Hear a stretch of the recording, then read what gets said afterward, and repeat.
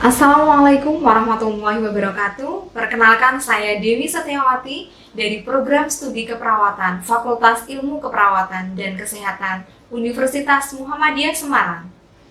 Pada program studi keperawatan ini, saya mengampu mata ajar keperawatan keluarga, di mana keperawatan keluarga ini terdiri dari 2 SKS, 1 SKS untuk teori dan 1 SKS untuk praktikum.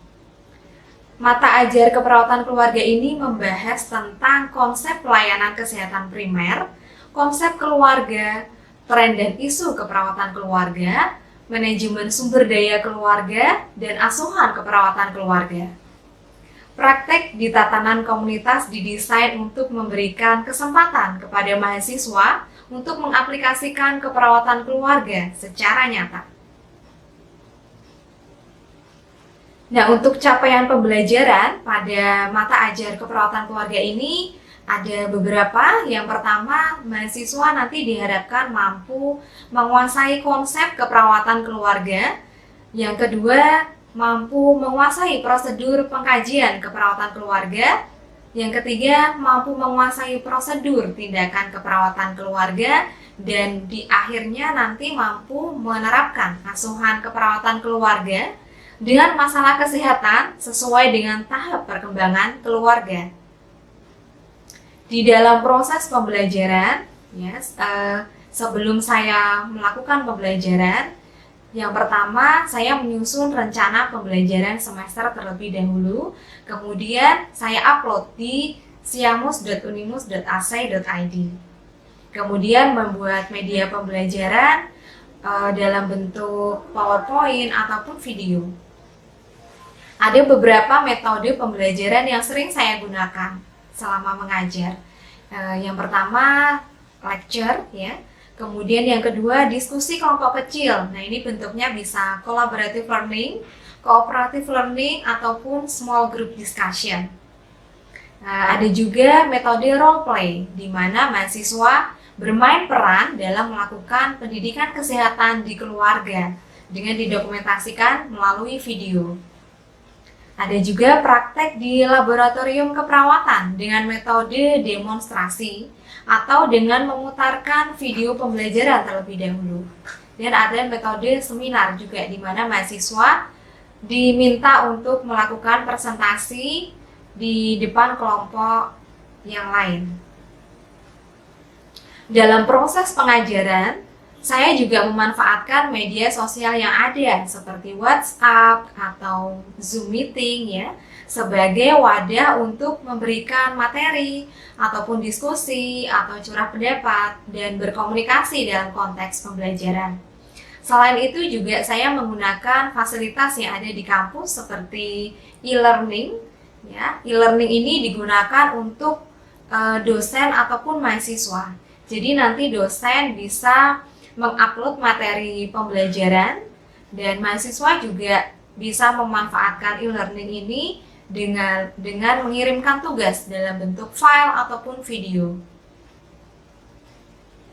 Untuk penilaian atau evaluasi pembelajaran dalam mata ajar keperawatan keluarga ini ada beberapa unsur yang saya jadikan penilaian.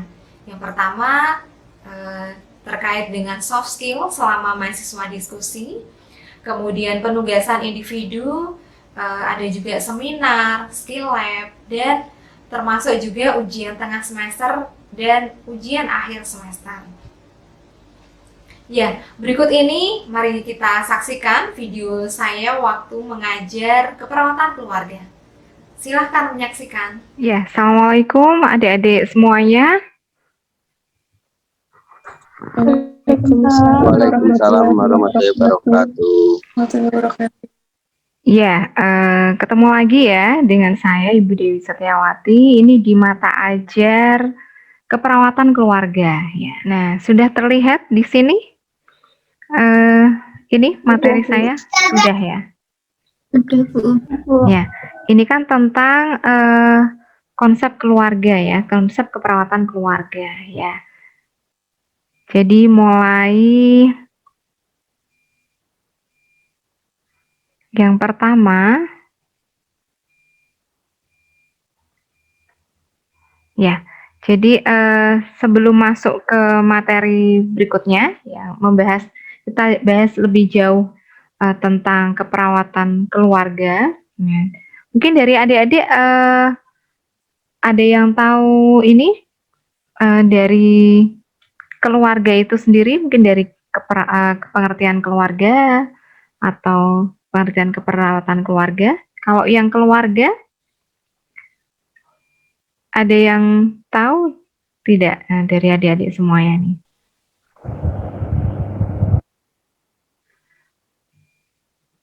Ya, Mbak Niken, Mbak Niken. Kumpulan Mm-mm. kumpulan dari beberapa orang yang terikat oleh pernikahan, Ibu. Ya, bagus sekali nih. Kumpulan orang yang terikat dalam suatu pernikahan. Mungkin ada pendapat yang lain dari teman-teman yang lain nih.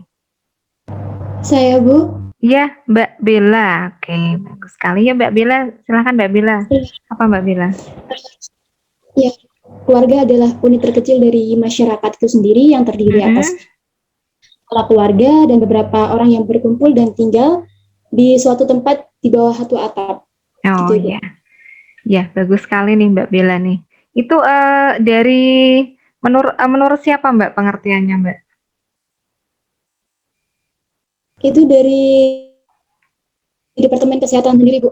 Dari Departemen Kesehatan. Oke, bagus sekali ya. Kan adik-adik sudah searching lebih dulu ya materi hari ini ya. Oke, saya awali ya. Jadi untuk keperawatan keluarga ya. Jadi kita awali dulu dengan keluarga. Keluarga itu apa?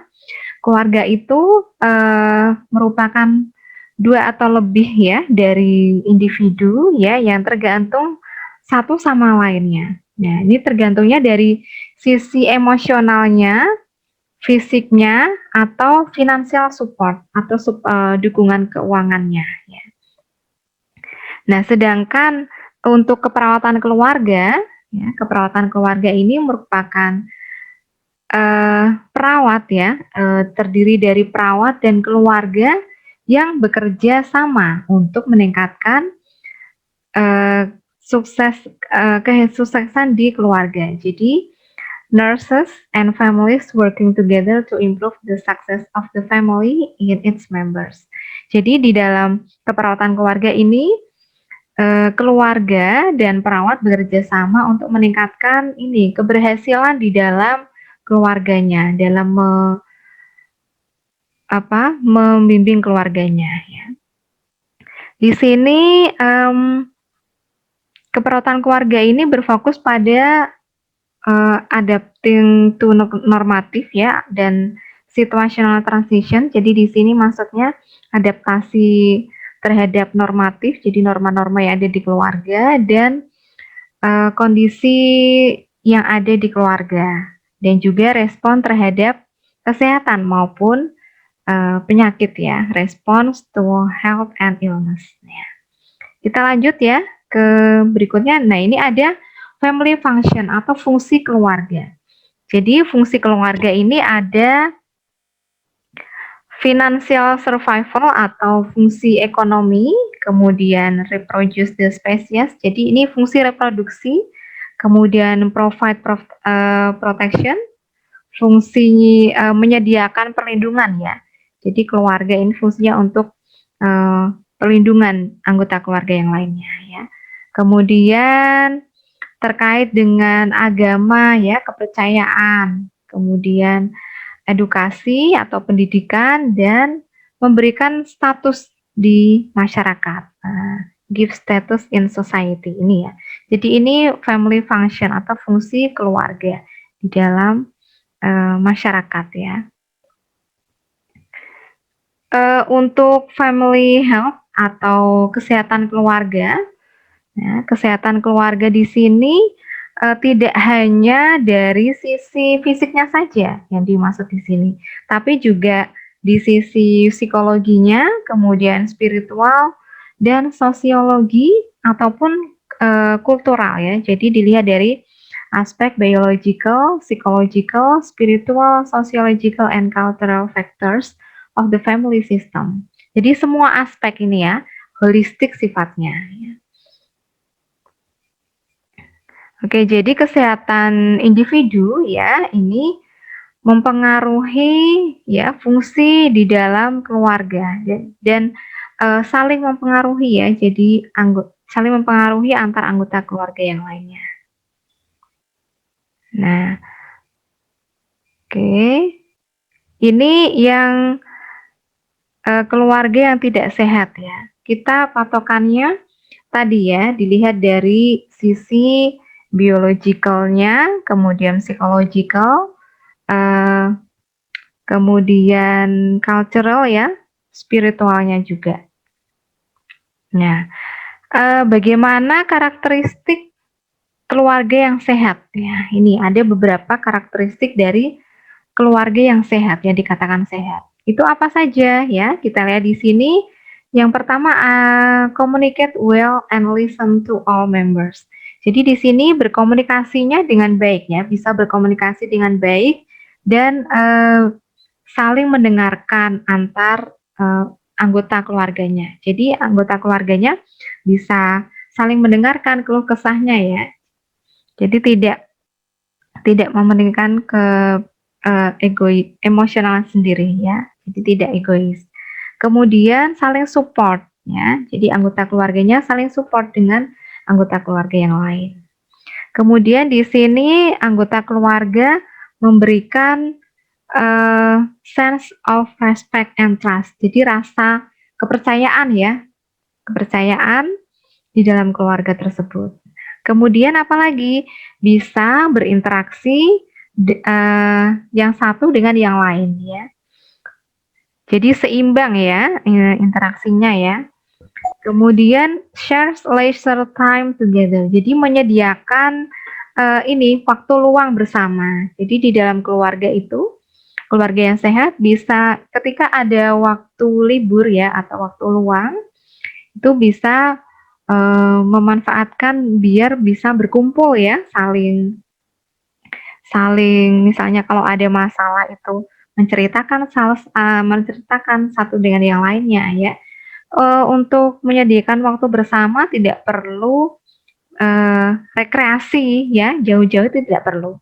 Jadi cukup sederhana, bisa kumpul bersama di rumah misalnya dengan menonton TV, itu bisa juga untuk meningkatkan kedekatan keluarga ya. Kemudian memberikan rasa tanggung jawab ya. Jadi harus ada rasa tanggung jawab antar anggota satu dengan anggota keluarga yang lainnya. Nah, kemudian ada sisi religiusnya. Jadi harus berpusat pada religius, jadi agamanya, kepercayaannya ya. Kemudian admit and seek help with members. Jadi ini maksudnya saling butuh ya. Jadi anggota keluarga yang satu dengan anggota keluarga yang lain ini saling membutuhkan ya antar satu dengan yang lain. Oke, kita lanjut ya. Ini pendekatan di dalam keperawatan keluarga. Jadi ada yang namanya family as a context, kemudian family as the clients, kemudian family as a system, and family as component of society. Jadi ada 4 di sini, dikatakan keluarga sebagai konteks, kemudian keluarga sebagai klien, keluarga sebagai sistem, dan keluarga sebagai komponen masyarakat ya. Kita lihat ini penjelasannya ya. Jadi kalau yang family as the context ini fokus pada individu ini yang pertama ya. Jadi fokusnya pada individu ya yang utama, kemudian keluarga yang kedua ya. Kalau yang family as the client ini family is primary. Jadi di sini fokus utamanya pada keluarga dan individualnya ini yang kedua ya, yang kedua. Oke, yang berikutnya family as a system. Jadi fokusnya pada individual and the family as a whole at the same time. Jadi maksudnya di sini individu dan keluarga ini berada dalam satu waktu, dalam satu lingkaran ya. Jadi bersama-sama. Nah, kemudian family as a component of the society. Di sini keluarga dilihat sebagai salah satu banyak dari salah satu unit terkecil ya, unit terkecil dari masyarakat. Oke, ini tadi penjelasannya ya. Jadi ada di dalam keperawatan keluarga itu ada 4 pendekatan yang kita harus tahu lebih dulu. Fokusnya ini tadi yang sudah saya jelaskan tadi ya. Nah, itu yang bisa saya sampaikan ya. Nah, kemudian itu salah satu kegiatan ya dulu ya, kegiatan di dalam keluarga ya. Ada pendidikan kesehatan dan ada pemeriksaan fisik di keluarga. Kemudian yang mau saya jelaskan lagi, nah ini tadi ya yang sempat saya tanyakan ke adik-adik semua, jadi pengertian keluarga. Nah tadi betul yang dikatakan Mbak Bella ya, jadi keluarga merupakan sekumpulan individu ya yang hidup bersama di dalam satu atap ya. Atau ada juga yang mengatakan bahwa harus ada ikatan perkawinan atau ikatan darah ya. Nih betul, ada banyak sekali ya pengertian dari keluarga, banyak ahli yang menjelaskan ya. Nah, ini jadi ada ciri-ciri di dalam struktur keluarga. Cirinya yang pertama terorganisasi. Jadi ada pembagian organisasinya. Ada yang sebagai ayah, sebagai ibu atau suami, sebagai istri ya, atau sebagai anak ya, terorganisir ya. Kemudian ada keterbatasan. Jadi setiap anggota keluarga memiliki peran dan tanggung jawabnya masing-masing ya. Jadi tidak bisa semena-mena antar anggota keluarga. Nah, kemudian ini ada macam-macam ini untuk struktur keluarga. Ada dominasi jalur hubungan darah, kemudian yang kita kenal ada patrilineal dan matrilineal, kemudian dominasi keberadaan tempat tinggal, patrilokal, matrilokal ya. Kalau patrilokal lebih berpihak ke ayah atau suami ya, kalau yang matrilokal ke pihak istri ya. Nah, kemudian untuk bentuk-bentuk keluarga ya. Bentuk-bentuk keluarga di sini ada keluarga tradisional atau keluarga non-tradisional. Nah, kalau yang tradisional ini banyak nih macamnya. Ada keluarga inti, kemudian keluarga dengan orang tua tunggal, kemudian keluarga besar. Keluarga besar itu ada 3 generasi. Jadi ada 3 generasi ya,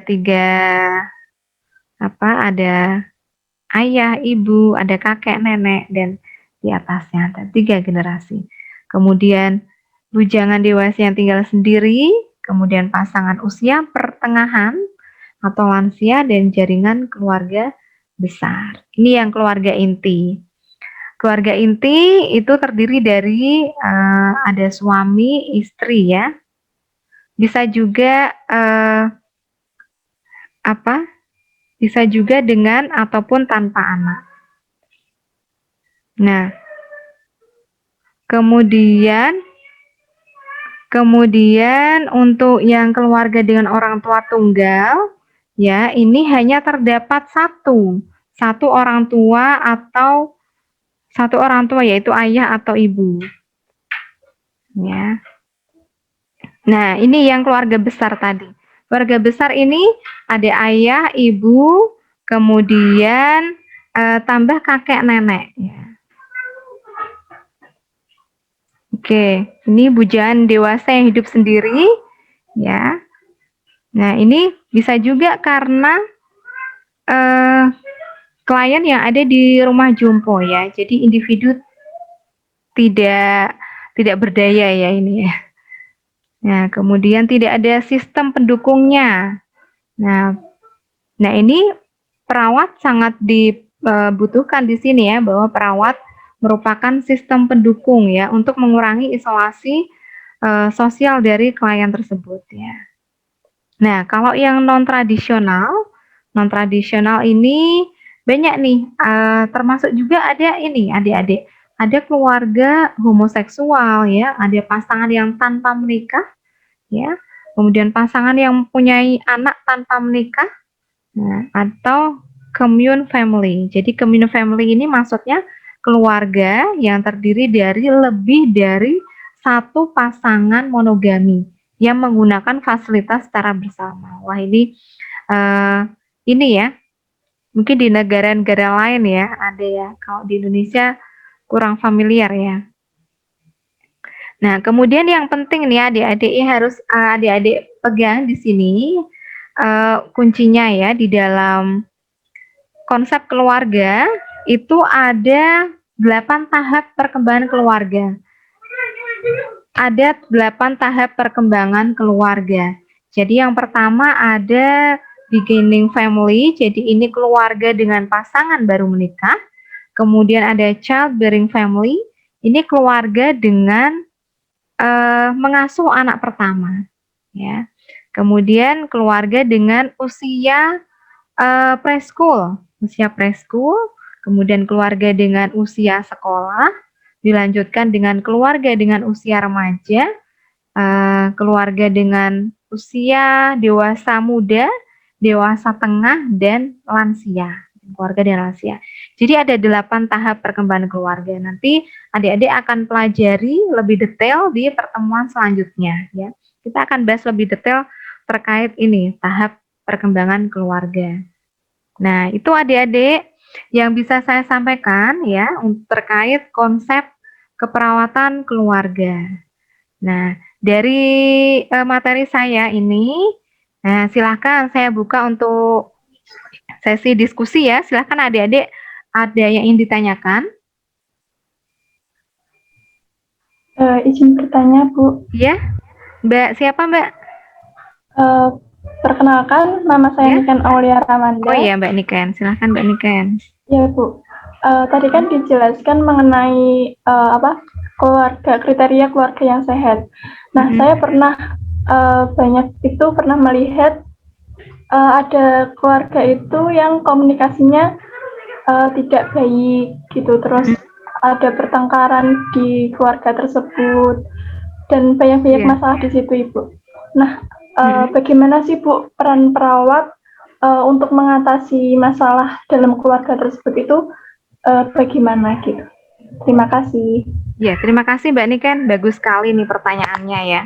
Ketika ada sebuah keluarga yang komunikasinya kurang baik, jadi sering bertengkar ya, sering bertengkar dalam keluarganya. Nah, ini peran perawat bagaimana? Bagus sekali. Peran perawat, nah ini tidak perawat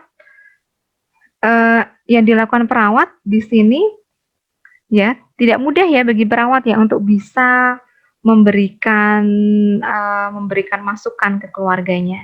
Yang pertama ya yang harus dilakukan perawat di sini kan perawat memang ada tugas untuk kunjungan keluarga ya. Kalau keluarga itu perawat bisa kerjasama dengan puskesmas yang di wilayah keluarga tersebut ya. Nah, ketika ada kunjungan rutin di rumah, nah itu perawat bisa masuk dulu ke keluarga tersebut. Ini dulu ya. Kalau kunjungan ke keluarga harus membina trust dulu, membina hubungan saling percaya dulu ya dengan keluarga tersebut. Baru nanti kita lakukan pengkajian lebih detail ya. Kalau perawat belum bisa membina trust dengan keluarga tersebut, nah akan sulit nanti dalam menyelesaikan masalahnya ya. Jadi yang pertama dilakukan bina hubungan trust dulu, kemudian baru nanti melakukan pengkajian, mengkaji masalah yang sedang dialami. Ya, kita tanya dulu mungkin dalam tahap perkembangan apa ya keluarga tersebut ya. Bisa kan dari tahap perkembangan keluarga ini bermacam-macam masalah yang biasa dialami ya. Nah, kita kaji dulu apa masalahnya, baru nanti diselesaikan masalahnya. Misalnya komunikasinya kurang. Nah, dari suaminya ya atau istrinya, apakah ini bekerja semua ya, beraktivitas semua ataukah istrinya di rumah. Nah, kan perlu dikaji lebih lanjut dulu ya Mbak Niken ya. Jadi nanti akan lebih mudah dalam memberikan pengetahuan, memberikan arahan atau masukan untuk keluarga tersebut ya. Itu Mbak Niken. Oh ya Ibu, terima kasih. Ya, sama-sama Mbak Niken. Jadi tadi cukup ini ya adik-adik ya. Cukup bagus sekali beberapa pertanyaan yang diajukan oleh adik-adik semua nih. Ada beberapa yang bertanya tadi ya. Nah, coba adik-adik tadi yang saya sampaikan ya. Tadi yang saya sampaikan dari konsep keluarga itu ada tahap perkembangan keluarga. Apa saja tadi adik-adik?